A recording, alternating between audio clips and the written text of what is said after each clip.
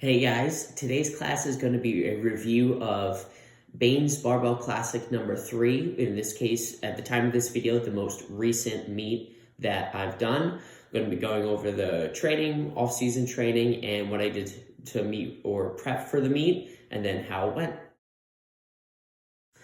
Okay, so this meet was held on Sunday, January 11th, 2026. So the official stats and the takeaways from that meet is I got a 1405 total at 208.3 pounds body weight, and the breakdown of that being a 535 squat, 325 bench, and a 545 pound deadlift. So this meet went, I think, it's about as well as it could on the day. I think I had the potential to do a little bit more based off of how training was going leading up to this. But what threw me for a loop at this meet was that this was one of the fastest meets I think I've ever experienced. There was 25 lifters, if I remember correctly, and if I counted correctly, but they still did 3 flights, which means that they did 8, and 9 people in the flight. So that definitely threw me for a loop and was something that I don't think I was quite ready for, despite having a big background in conditioning. I wasn't necessarily taking heavy attempts rather quickly, and that was something that wound up biting me in the butt. But I'll get into all of that later on. But that's something that I need to know, that I need to be prepared for moving forward. So we're going to start going over training with how the off season went. So we'll start all the way back at the meet that I did previously, which the review of that meet is also on my channel, which you can go and watch.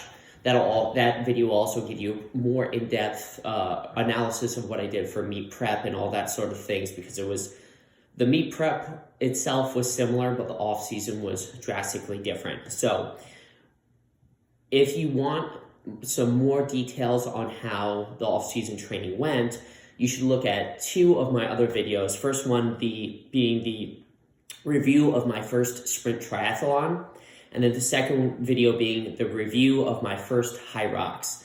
Because between the last meet that I did those 2 competitions in between and right after the last meet, and doing those before I got back into powerlifting prep. So those videos will go over about 3 months of training and how my off-season training actually looked following my previous meet. So after those 2 competitions, I had 2 training cycles and a training block for me personally is about 3 weeks. So I had about 6 weeks of training where I was in kind of my normal off-season preparation program, powerlifting style programming, because I had never done a triathlon before. I had never done a high rocks before. Those challenges took on a higher level priority than, anything that I've was doing for training at the time. So my off season during that time wasn't looking like my standard off season that kind of follows more a traditional West Side style split, with 2 dynamic effort days and 2 max effort days, with a couple of general physical preparation days, which is mostly conditioning and doing other sports thrown in.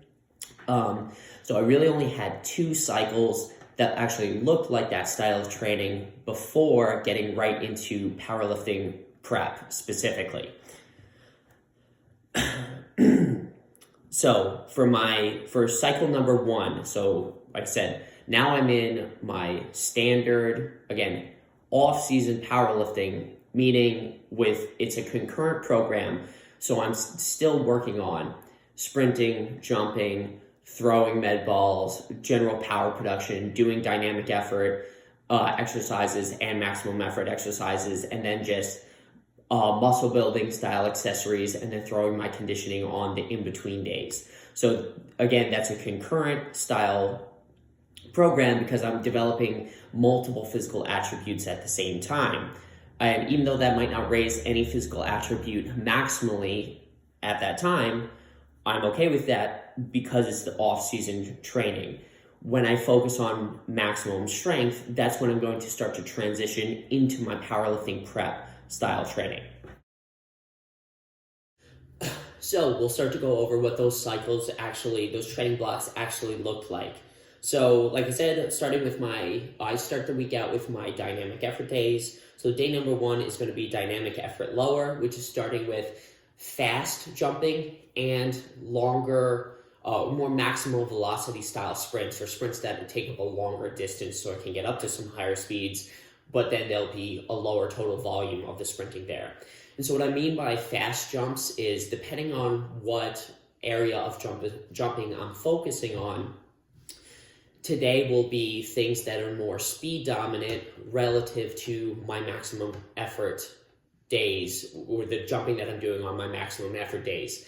So for this block, I'm focusing on regular or vertical jumps, meaning that I'm doing some sort of jumping exercise where I'm not landing on a box, I'm jumping up as high as I can, or I'm jumping over something, but I'm jumping and then having to absorb landing on the floor as opposed to on a box. So for my fast jumps on dynamic effort lower, I was doing hurdle jumps, and then I was doing some flying sprints where I did a 20-yard build-up, and then I was doing a 10-yard all-out and then decelerating, only doing a couple sets of each of those. Whereas on my max effort day, I was doing seated vertical jumps with a weight vest. So naturally, jumping against some external resistance, the weight vest that I had on was slowing the speed of the jumps down, and then doing the sled push sprints was, obviously, those are slower sprints than the flying sprints. So I was kind of playing around where I'm working on the speed strength continuum, even though they're both jumping exercises and they're both sprinting exercises. One is a little bit faster and one is a little bit more like force, moving an external load, even though they're both, like I said, they're both jumping and speed dominant, but just done a little bit differently. So kind of a roundabout way to say that's what I started with on my dynamic effort lower days. Then for my dynamic effort lifts, I was doing front squat versus chains and sumo deadlift versus chains. Now, the reason why I picked these variations is that they had, when it comes to my 1 rep maxes, they had some of my lowest 1 rep maxes for any of the variations that I could have chosen from. What that does is, if I'm going to pick 50% to start with and then do 50, 55, 60% straight bar weights throughout 3 weeks, and then sticking with 25% of chain weight, if I choose an exercise that has a lower 1 rep max to start with, and then the next block, I choose a variation that has a higher 1 rep max to start with, I'm still going to be waving up the intensity. So I can let my body adapt to heavier loads and prepare myself to take on even heavier loads in meet prep. So what I did for this block was I did front squats and sumo deadlifts. And then the next block, I did safety bar squats and conventional deadlifts. And then those actually got me ready for the intensities that I'm going to be seeing when I'm on the barbell and doing standard barbell back squats with knee wraps and conventional deadlifts in my meet prep. So, like I said, front squats versus chains, sumo deadlifts versus chains, and then going into a supplemental movement. So on my dynamic effort days, I was doing supplemental movement for my deadlift, which in this case was like above the knee rack pull to work on my lockout, and then different accessories that were done for volume. So walking lunges, what I would do, walking lunges, 50 reps of GHRs, reverse hypers, and doing L-sits. So these accessories are a little bit more done for work capacity and volume, and then my heavy accessories are done on the maximum effort days. So then going to dynamic effort upper on Tuesday, so day 2, I did close grip bench press versus chains, and then bamboo bar bench and west side cleans or dumbbell cleans, and then pull-ups as like my main supplemental accessory strength work. But the bamboo bar bench and the dumbbell cleans were done to build work capacity at my shoulders, upper back, pecs, and triceps. So I was doing 4 sets of 25 of each of those, trying to go back-to-back supersetting those movements in between and then taking what rest that I needed to in between, but I was trying to take as minimal as possible. Again, so these supplemental movements were being picked to build up my work capacity so I could handle more volume of those lifts in the future. And then regular accessories, I would say, to build work capacity for the rest of the day: rows, curls, tricep extensions, all that fun stuff. So we're going to take 1 second. The next day would be a GPP day, but I'm going to talk about the maximum effort days. So on Thursday, I'm going to my maximum effort lower body training. So as I already mentioned, that's going to be a slower jumping movement and an acceleration-based sprinting movement. So seated box jumps with weight vest, seated vertical jumps with a weight vest, and sled sprints. So then I got back to my normal maximum effort rotation where I pick a deadlift, a good morning, or a squat to do as my main max effort variation for that day. So week 1 was a deadlift, week 2 was a good morning, and then week 3 was a squat variation. And the way that looked was I did sumo deadlift versus bands, then I did wide stance good mornings, where I worked up to a 3-rep max, and then if I felt good, which on that day I did, I felt okay, I worked up to a heavy single after that. Good mornings, I don't really ever do a true maximum effort because I think that you're in such a precarious position that you need to have a little bit more, you stay a little bit closer away from failure on those, but it was still a very heavy single, very heavy sets of 3. And then the last one that I did in this cycle was a safety bar Anderson squat. So where you set the safety bar up on the pins, you get underneath and then squat it up from a dead stop. So my supplemental squatting movement, which is what I have set for my maximum effort day, is I was doing Zercher squats with a 5-3-1 style of programming. So if you ever look up Jim Wendler and his 5-3-1 style of programming, it's great. I've learned a lot from going in depth on that program. But basically, say you have a 1-rep max on a lift, you pick a training max version of that. So if, I was doing Zerchers with my 1-rep max on Zercher squat is 355, but I chose to do 90% of that and treat that as my 1-rep max. What that does is it does a couple things. It allows you to take into account normal daily fluctuations in readiness.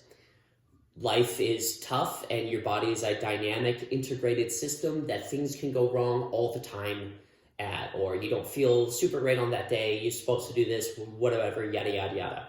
So if you choose starting with a lower weight, allows you to still hit the weights that you want on most days with a little bit of variation where probably the last set where you're supposed to do an AMRAP, the reps that you get, the total number of reps that you get, that is what might fluctuate, but you should still be able to get the minimum amount of work done that's on the program.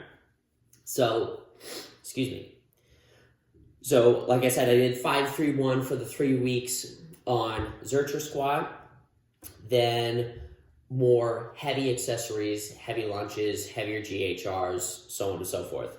Then for my max effort upper day, which was on Friday, I rotated through an overhead press variation, a floor press, and then a bench press variation. So my overhead press variation for week 1 was a fat grip overhead barbell press.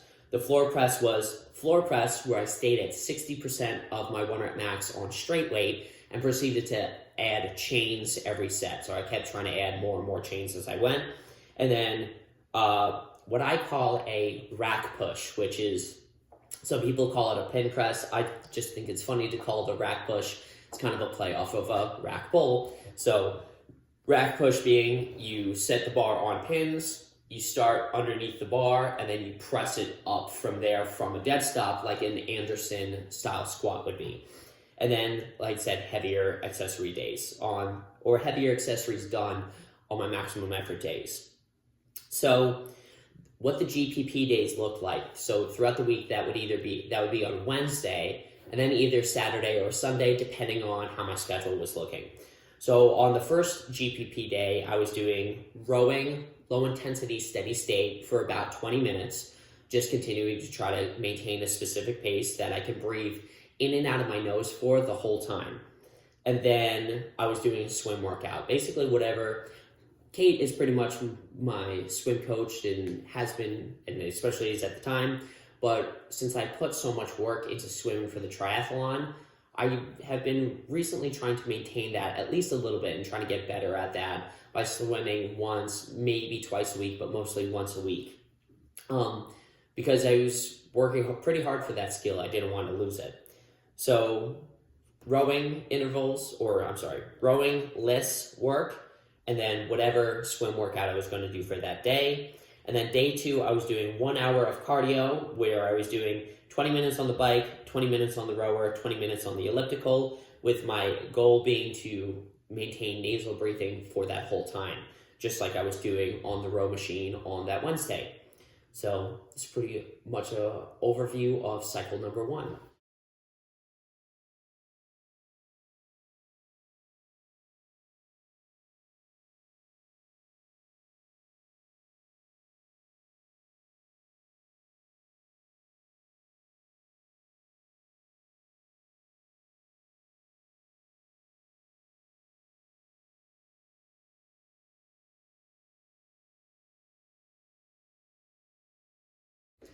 Okay, so now off-season training cycle number 2 for the meet. So going back to dynamic effort lower, again, regular speed work where I was still sticking with my fast jumps and longer sprints. So I was doing maximum effort pogo hops over hurdles. So for me, at least, a pretty intense plyometric action. And then a side shuffle start into sprint. So it was 20 yards total. We're shuffling for 5 and then turning and running for 15. So wasn't totally 20 yards of the sprint, but again, for me at the time, that was my longer distance sprinting for this program. And then, as I mentioned before, last cycle I started with front squats because it had a low one rep max, so that my intensity started out lighter on my dynamic effort work. And then now I picked safety bar squats versus bands because that's naturally going to increase the intensity or the overall load that I'm going to be using just based off of my exercise selection. And then the same thing, conventional deadlift, doing still 50, 55, 60%, trying to stick around 25% on band tension this time instead of chain weight last time. Then my main supplemental movement, this was something that I tried for the first time and loved it and hated it. So the reason why I loved it was I think it's pretty hard. I don't want to say it's pretty hard for me to sumo deadlift because I don't think that that's right. And that's good old negative self-talk. I'm definitely not as proficient at sumo deadlift as I am conventional, but I try to train it as much as I can because I feel like when I get stronger in my sumo, not only am I stronger on deadlifting, but it also transfers to my squatting because I think my hips are still a weakness when I'm squatting. So forcing myself to be in that externally rotated and then abducted position strengthens my groin and it strengthens my hips. So what I tried for this cycle for the first time was seated sumo deadlifts. So grab the bar, had straps on because I wanted to work more on my hip and knee position. I didn't want to have to worry about the bar slipping out of my hand or anything. So set up with the bar and then maintained that tension in my hips and then stood straight up. Really, really tough, but I liked it so much that I actually kept this as a supplemental movement throughout my powerlifting prep program. So there, and then I had a lot of fun with this. Again, fun being in quotations. I did supersets of BFR, GHRs, oof, that's a tongue twister, and BFR hand-supported Bulgarian split squats to just burn out the legs. But again, sticking with all these accessories after the dynamic effort work and the supplemental strength movements were done at higher volumes to build work capacity, grow muscle, build tendon and ligament density, all that fun stuff. Next day, I was going into dynamic effort upper. So for this, I picked incline bench. So this kind of works a little bit opposite of what I said I did for the lower body training. That I picked a, lower intensity 1 rep max. Then I picked a lower weight 1 rep max exercise variation. Then on the next block, I picked a little bit higher weight 1 rep max exercise variation to progress my load that I'm managing. This way, it went a little bit backwards. I chose close grip bench press, and then I chose incline bench press. But the reason why I still did the incline bench press after the close grip bench was that pretty much up until this whole point, my pecs had been kind of my weakness in the bench. So I was still prepping my body, but in a little bit different way. Like the positions on incline bench press are just way more precarious. So my shoulders were still experiencing more force because of the stretched position and all that, despite the fact that my 1 rep max is actually lower on the incline than was on my close grip bench. But anyways, so doing incline bench, dynamic effort upper versus chains for my upper body variation, and then high rep accessories after that. Again, going to my max effort days on Thursday for lower and then Friday for upper. Still sticking with the same jumping and sled resisted sprints that I was doing before. Then I'm also still sticking with the rotation that I was doing of 1 week squat, 1 week good morning, 1 week deadlift. So the first variation that I did was an Anderson front squat. No, okay, I'm getting ahead of myself. I'm sorry, I'm forgetting this. So scratch everything that I just said. See, this is a real video. No, none of that fancy editing stuff, except for the fancy editing that I'm doing.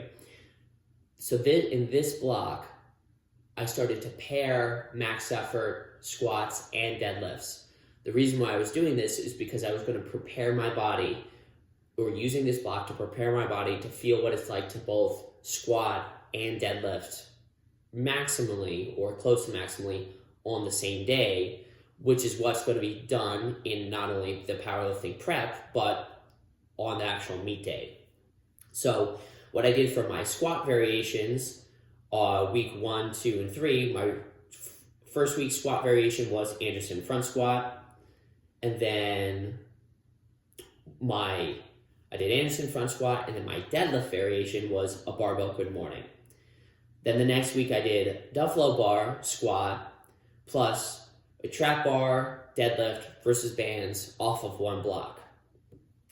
Then my last week of this, I did a GCB reverse band plus chains, and then a sumo off of one block versus chains. So as I mentioned, the reason why I started to do this was to actually get my body used to heavy squatting and heavy deadlifting both on the same day. Then as my supplemental movements, I did wide stance squats. Same thing, doing a 5-3-1 protocol, choosing 80% of my training max off of my raw squat. The purpose of this being to build my posterior chain and my hips and my adductors. So I'm not super wide on my normal squat, but I was exaggerating this as an accessory movement in order to build my hips in those positions. Then on Friday, my maximum effort upper.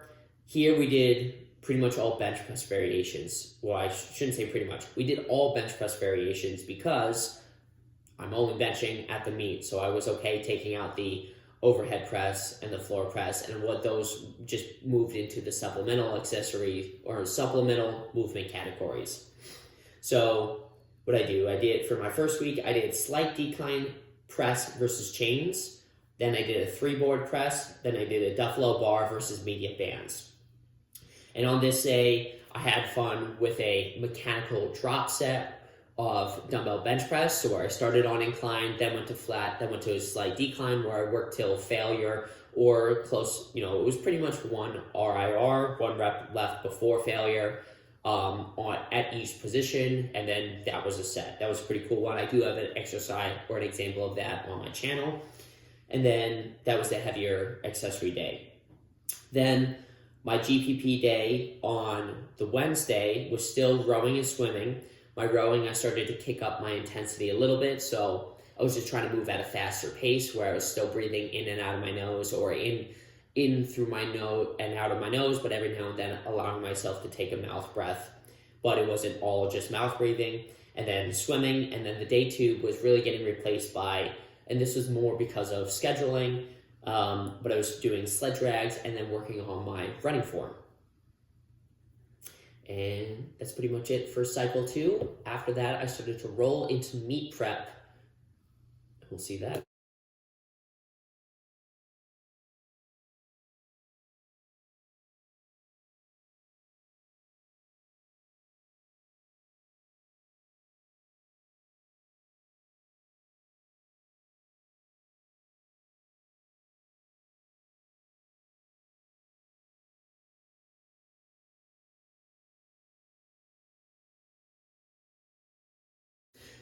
Okay, so now we have finally made it to preparing for the meet.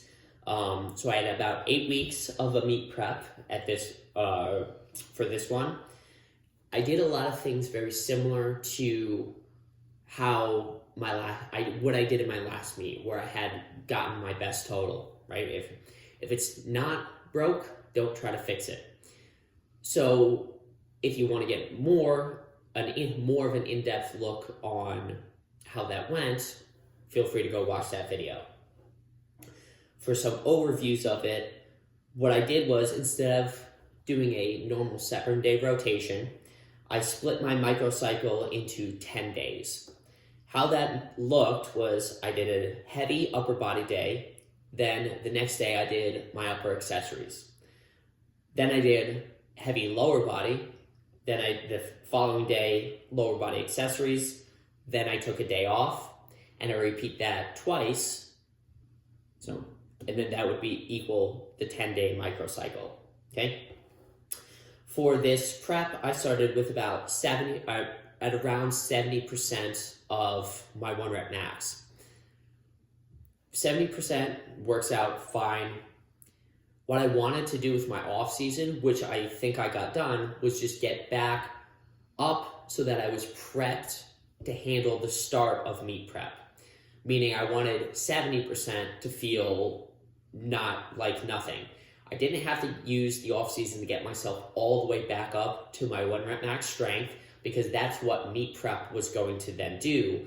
But what I needed the off season to do was prepare myself enough so that I could handle the start of meet prep, which I feel I handled very well.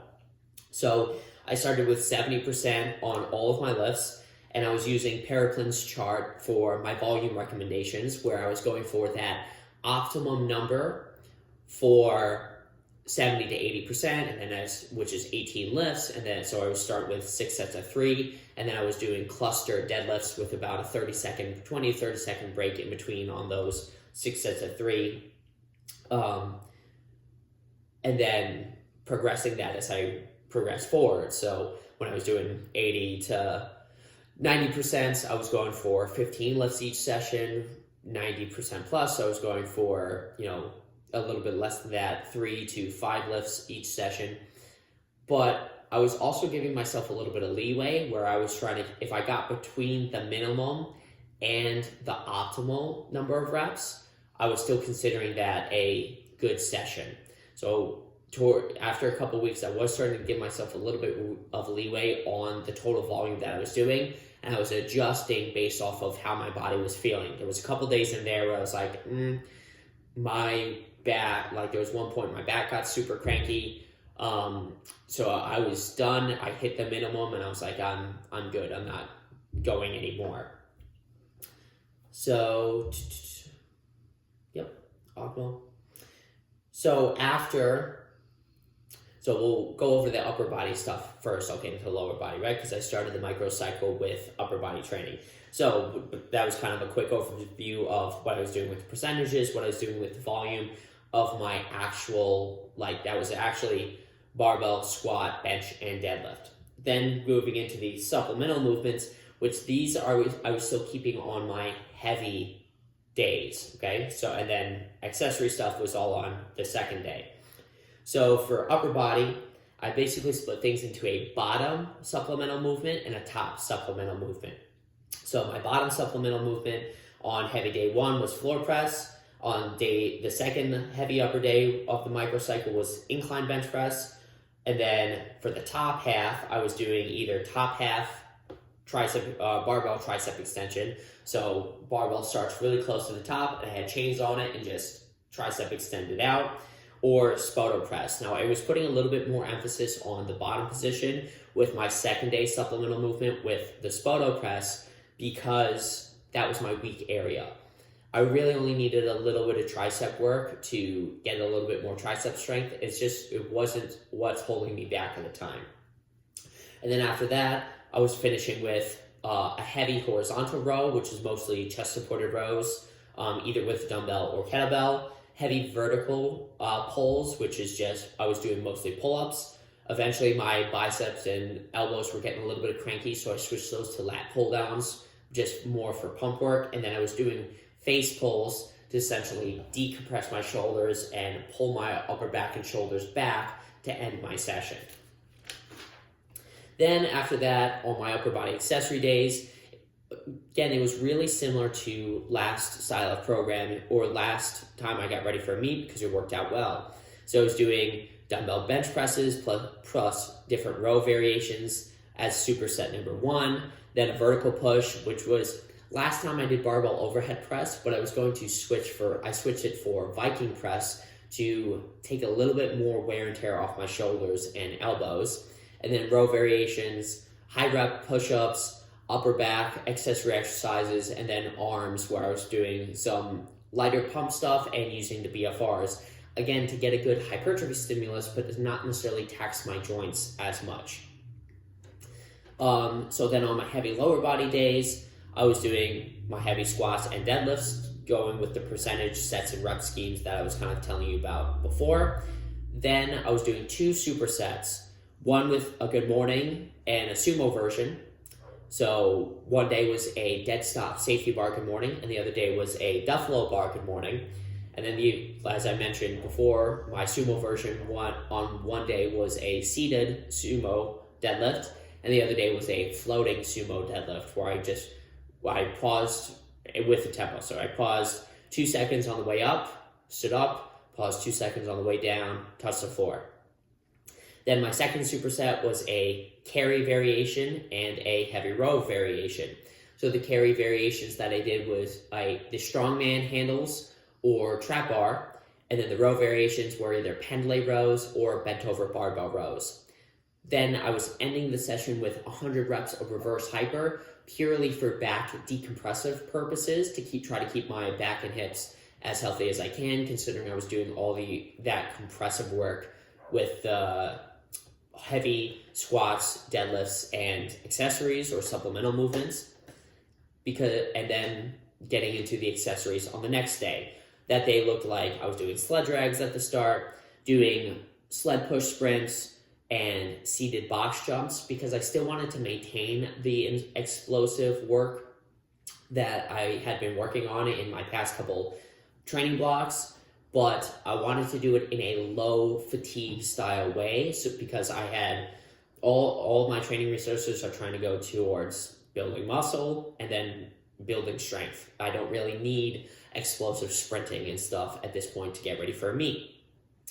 Then after that, it looked like different belt squats paired with, so it was a superset of belt squats and ab accessories, lunge, and then for my next superset, lunge movements and GHRs, then ending with things like 100 reps of leg extensions, lying hamstring curls, machine hip flexor work. Again, just kind of like overall hit the little muscles, make sure that they don't detrain, so I can build those up, make sure my stabilizer muscles are strong as well.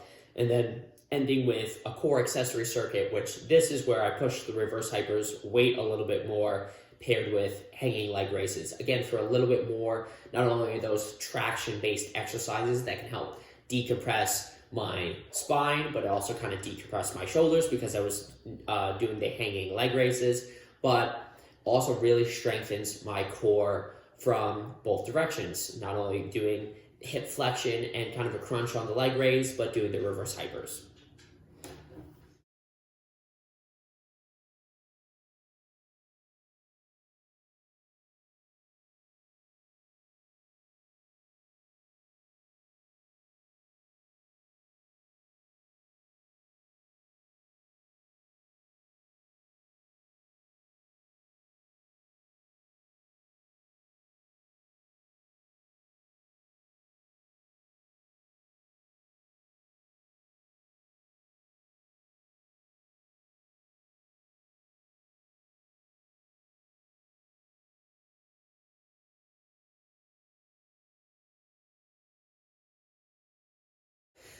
Okay, so with all of that, now we finally get to go over how the meet actually went.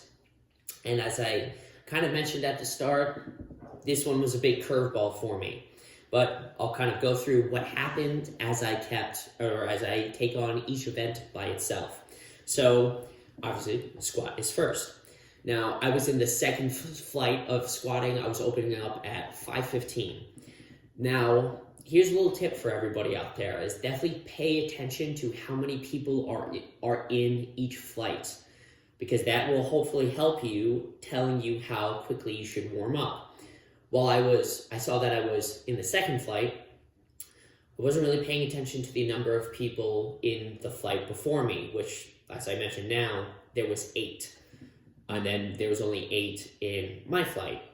So I was getting ready to go, I was warming up, and I was moving at a good pace. And then people are kind of coming from the front being like, they are moving super fast. You guys better be ready really quick. And I'm hearing this, and I'm kind of at like 2 plates warming up. Rick wasn't even, Rick from good old Comp Training Systems, where I work, wasn't even quite there yet, but I was like, he's going to be there in a couple minutes. We'll be fine. So, warming up. Then I'm like, I do 1 plate or bar for a couple, 1 plate, 2 plate, 3 plate. I kind of wrapped my knees easy for 3 plates. Rick wrapped my knees for 4 plates. And by that time, they're like almost starting the second flight. And I'm like, it's not worth it trying to take my last warm up. Like between trying to save Rick's hands, between cranking the knee wraps and then wrapping myself again, I'm like, let's see how this goes. Let's see if I can even do this. So that was the first time that I ever tried to go right from 4 plates, which we were using a squat bar. So that was 425, right up to my opener was 515. Okay. So that was a trip in itself. To make it a little bit more precarious, I got out there, and so we get the, your monolift height the day before when you weigh in. But one of the things that I realized, again, in hindsight, and we'll now know this moving forward, is that if you are on a plywood platform with a carpet, which is, I'm pretty sure what this platform was made out of, when you take the bar out of the rack, it's going to kind of compress you a little bit lower because the plywood is going to have a little bit natural give to it. So when I took the bar out of the rack with just the bar on it, when I was getting my monolift height, it seemed fine. And then when I tried to take the bar out of the rack with 515 pounds on it, I couldn't really get it out of the rack. Now, what I should have probably done is, when I stood up with it, knew that it didn't clear the rack, reset, and then told them to lower it, and then tried it again. But what I did was, I pick it up, but I can feel that it's not over the hooks, because I see the guy out of the corner of my eye pull the monolift, and the hooks do not swing back. So what I decide to do is I shrug it up so that it gets over the hooks, and then get my upper back tight again. Then I do the first rep, my first attempt, which I'll show you here.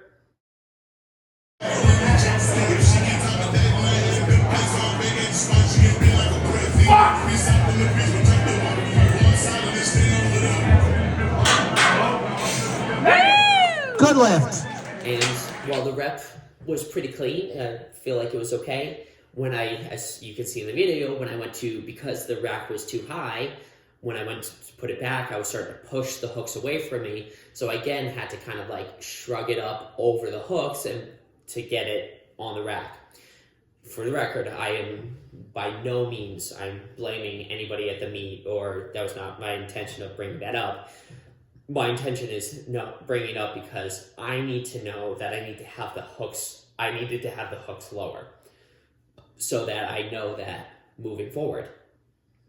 So that attempt led to some problems for the bench press, which I will get into when I'm going over the bench press.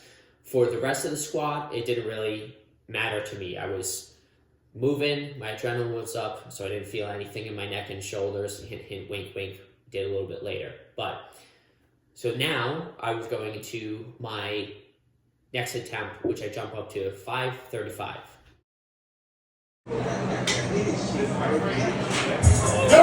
Shoulders back. Good lift.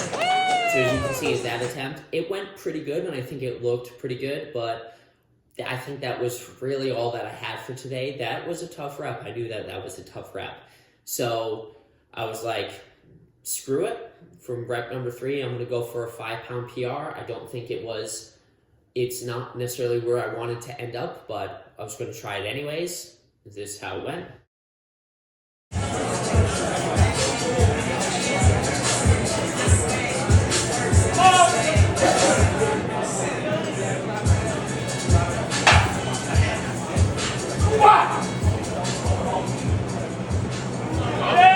Push your ass through. Third attempt, I failed that one. I don't think it looked, again, necessarily like a super crappy rep. I think personally one of the reasons why I failed it, again, I'm not trying to blame anybody. I'm not talking crap about this meet. It was very well run. But because it was so fast, I think 2 things happened. I wasn't in good enough shape to handle that, not only from a physical standpoint, but from a mental standpoint. And not that I wasn't like ready to go and try my best, but it was more the like me being in mental shape in order to do it max attempt and then I feel like get right back out there and do it again. And then I think Rick was telling me that on his way home, his hands were like cramping and had trouble holding onto his steering wheel because this meet was moving so fast that I took my knee wraps off, went to the judges table, told them what I was doing, walked back to the back room, and I think I had like 4 or 5 people out again. So looking back on it, all of my squats were done in like 15-ish minutes.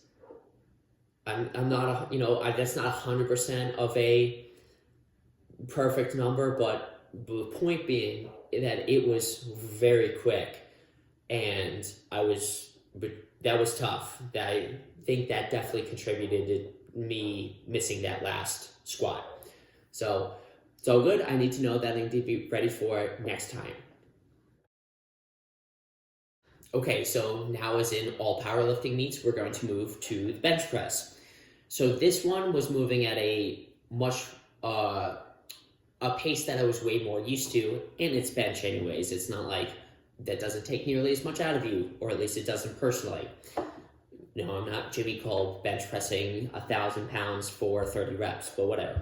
So the problems that started to set in here was that now when I started to cool down after the squat, my neck and traps were starting to get really cranky on me, and that turning to my left side was really stiff, very uncomfortable. I've kind of experienced that every now and then in the past on a bench press, where maybe my right side, it's kind of like in my neck and goes right down into my right in between my shoulder blades, kind of rhomboid area. But that makes it pretty tough to bench press because it's uncomfortable to kind of push my head back, pin my shoulders back, and be stable in the bench press. And then that's ultimately what got me. So, spoiler alert. But so here is my first attempt, opening up at 315.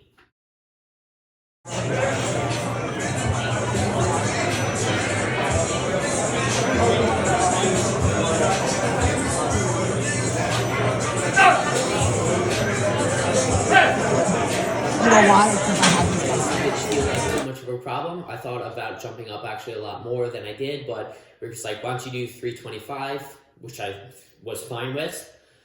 So my next attempt was tying my PR at 325, and here's how it went.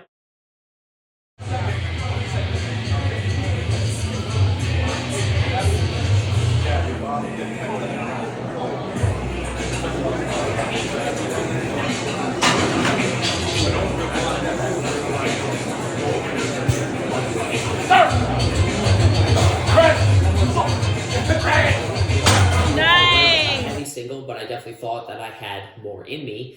So I was going to go and bump up to 335 to try for, again, decent PR because I felt like I had that there. And here's how it went.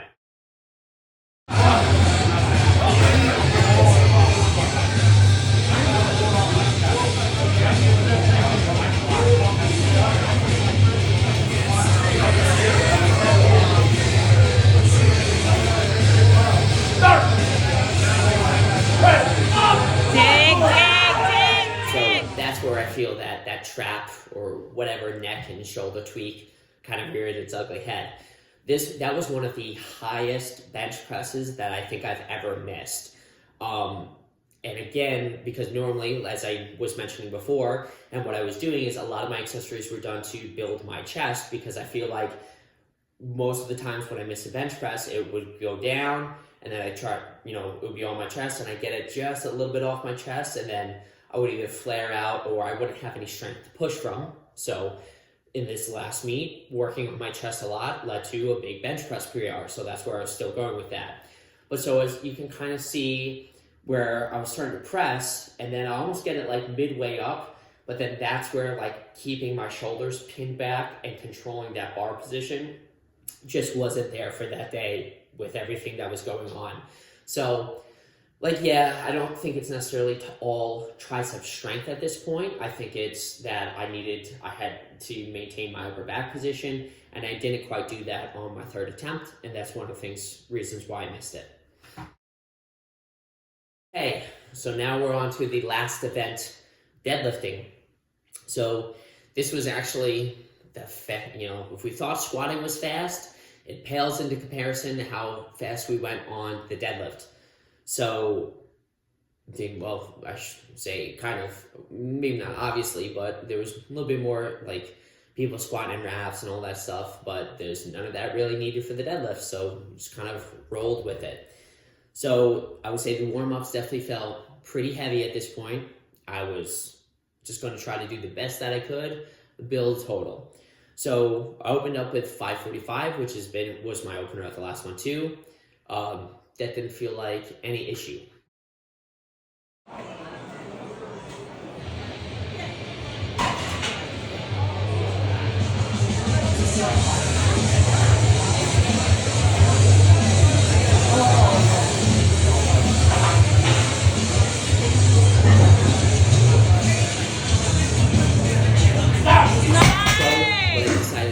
A jump to 575 because I felt like 545, again, it wasn't like a big issue, but it still felt heavier than it had been in the past.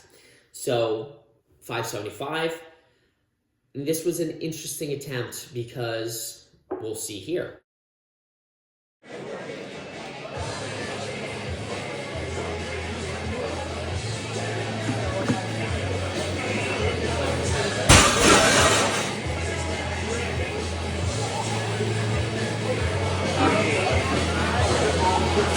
Dig.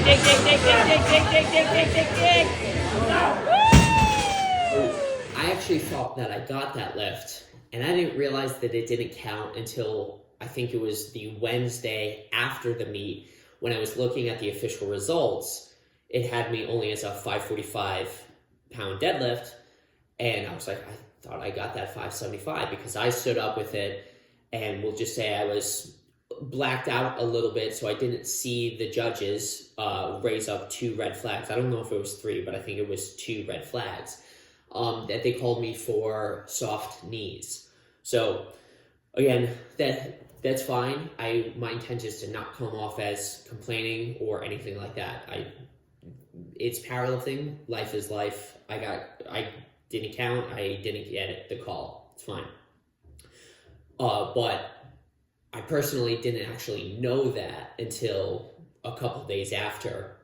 And again, part of that was, I think the majority of that was just how my mental state was at the time. I was amped. I was working as hard as I could because, like I said, these deadlifts were fast. It actually took me only about 12 minutes to deadlift and get all 3 of my attempts in. So I was like, I could barely pay attention to anything other than what am I doing to deadlift right here at that time. So then I go to, again, 590. I was like, let's just try for a little PR. If it's there, it's there. And if it's not, it's just not really going to I'm not going to get a PR total at this point. It doesn't really change it for me. Might as well just try it, though. And then here's how 590 went. Joey. 590 pounds for Joe Zambito. Got it.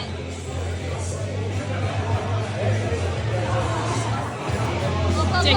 Go, go. Squeeze your ass. Let's go. And then so that one was pretty obvious that I didn't get it. Again, I kind of stood up with it, but that one was definitely soft knees. Like once I leaned back, my knees came down or forward, and I just couldn't hang on. So that's how all of those lifts went. Okay, so now we're going to kind of wrap up with some takeaways for this meet. So there was a lot of experiments going on with this meet. I did like the least amount of powerlifting training that I ever did for an off season because I had the triathlon, and the high rocks in between there. So while I was still working, I was working really hard. Heavy strength training itself was definitely put on the back burner because I did my capacity for my capacity for heavy lifting was well where it needed to be for the triathlon and the high rocks. So I was focusing on other things. Then, like I said, I basically had enough of an off season to get myself ready to start meet prep, not necessarily to get myself exponentially stronger, right? But I was all okay with that. With that being, I think that training went really well leading up to this meet. And I felt that where my last couple attempts went, I was like, I still think I can hit, after I take my deload, I still feel like I can hit some PRs rolling into this meet. Sorry, my dog, if you can hear that, my dog is now dreaming right next to me. So that's kind of funny. But so, okay, that was an interesting experiment. Fine. What really got me was that, so again, I think I went in as prepared as I could be, and I was in a good spot to hit some PRs. But I wasn't prepared to be in a meet that quick. And it is what it is. So again, my takeaway with this is that, so doing all of that for powerlifting, like the high rocks and triathlon, that's just like a crazy high GPP block, okay? So while with a new higher level of GPP going into that meet, that's what kept me in the game. That's what allowed me to do pretty much just underneath, or for my bench press, I tied my PR. For squat, it was 10 pounds under my PR. For deadlift, again, officially it was 40 pounds under my PR, but 575 was very close, so kind of I had the strength, I think, to do 10 pounds under my PR. But what I really needed to do was practice the specific skill and strength of strength endurance, where I took heavy attempts quickly on a specific timer.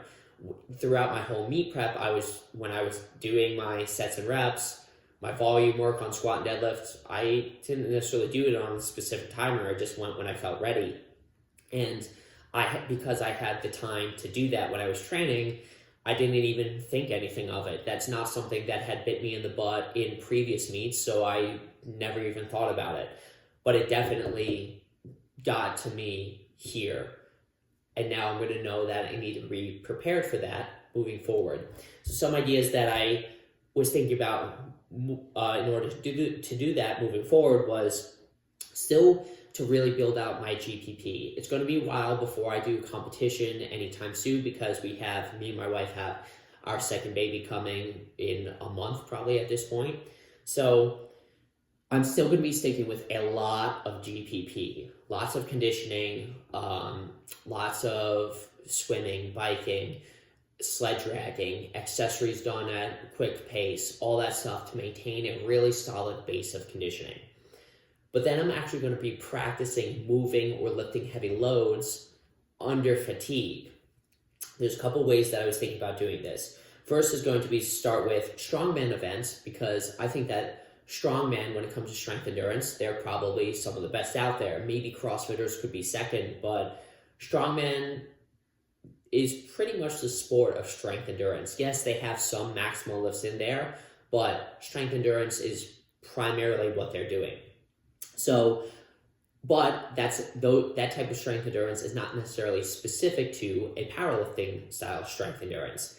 But so I would have fun with that and then progress the specificity of what I needed as I got closer to a meet by doing maybe on my max effort days, working up to my max effort variation, and then performing back offsets as my supplemental work done on specific rest periods, or doing just different supplemental heavy lifts on specific rest periods.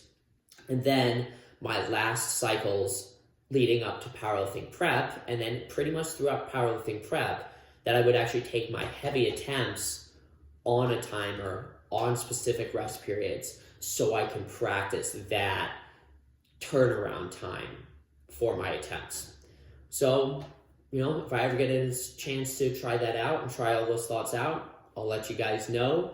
Until then, thanks for watching my recap on this meet, and I hope you learned something. So go have fun with all of your adventures, and good luck.